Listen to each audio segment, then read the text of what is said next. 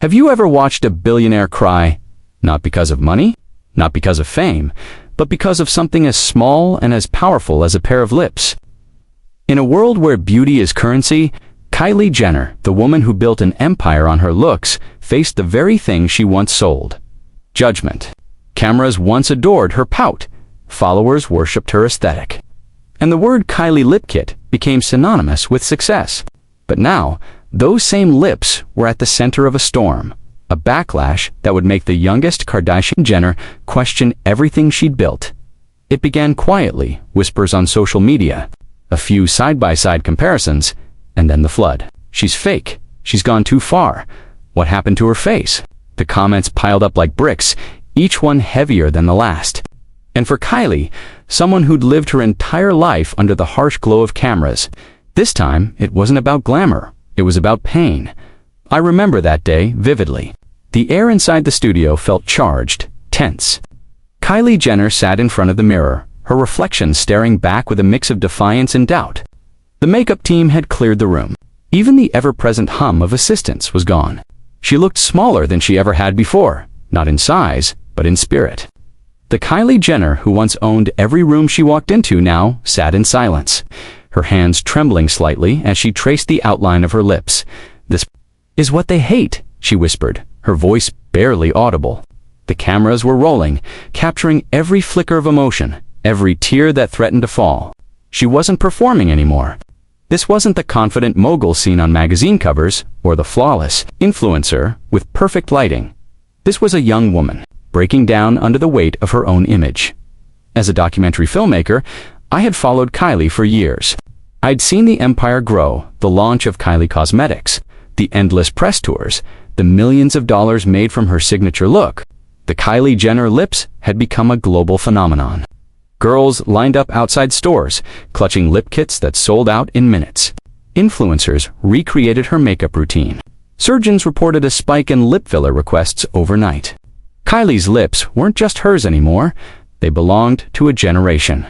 But fame has a strange way of circling back, of turning adoration into accusation.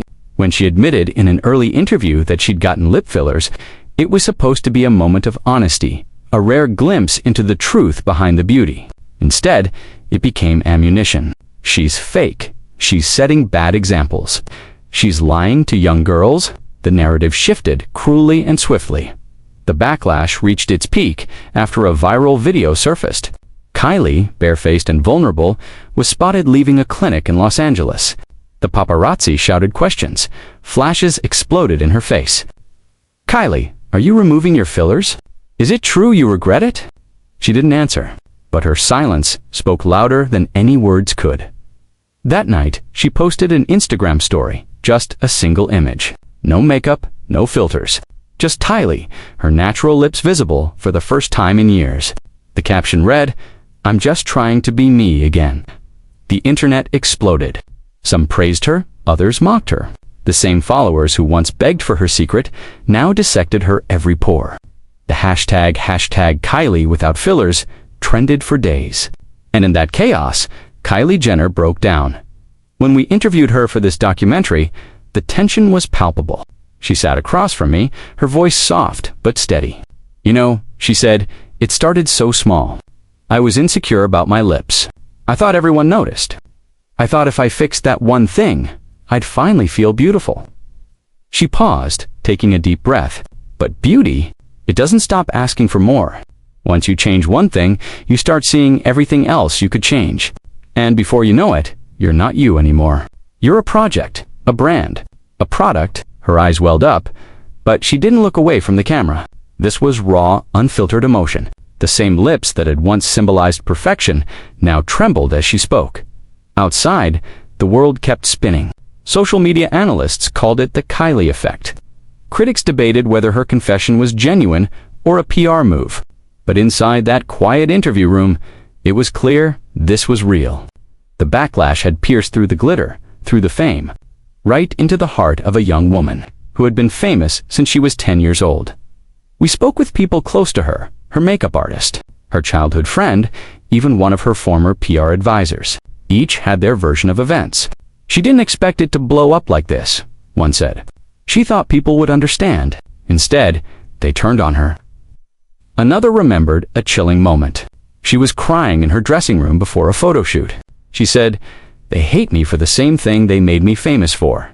It was true. Kylie Jenner had become the face of an unattainable beauty ideal, and now, that same ideal was being used to tear her down.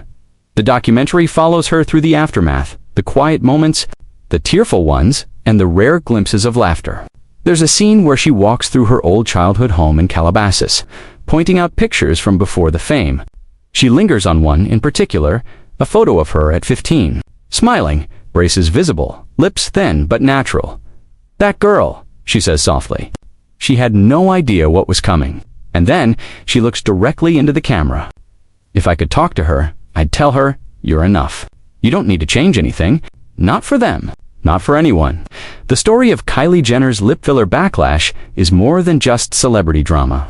It's a reflection of our times, a mirror held up to a generation raised on filters, edits, and impossible standards. It's about the pressure to look perfect in a world that punishes imperfection. And it's about how quickly love turns to hate when the illusion cracks. We spent months documenting the fallout. Behind the closed doors of her office, Kylie and her team debated how to move forward. The brand was struggling. The Kylie look that once sold millions was now being questioned. Should she rebrand? Should she speak out again? Every move felt like a gamble. One late night, during a private shoot for her new skincare line, she finally broke down again. "I thought success would make me happy," she said, tears streaking her face as the cameras rolled. "But now I feel like I'm just trying to prove that I'm real. That I'm human." In that moment, the room went silent. Even the crew stopped filming for a second, not out of professionalism, but out of respect. We were witnessing a human unraveling beneath the weight of digital perfection. And yet, through the pain, there was a sense of rebirth. Over the months that followed, Kylie began embracing a more natural look.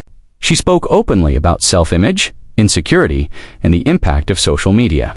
Slowly, the narrative began to shift. Fans started using the hashtag #RealKylie, celebrating her vulnerability instead of mocking it. But the scars remained. You could see it in her eyes. The lingering fear that no matter what she did, it would never be enough. "They say they want the real me," she said during one of our final interviews. "But when I show them the real me, they call it fake. I can't win." The documentary closes with a quiet shot. Kylie sitting in her garden at sunset, her daughter Stormy playing nearby. She's makeup-free, her natural lips soft and unfiltered. The camera lingers as she watches her daughter chase bubbles across the lawn. "She doesn't know any of this yet," Kylie says, her voice breaking slightly. "But one day, she will. And when she does, I hope she knows that beauty isn't about changing yourself. It's about surviving yourself."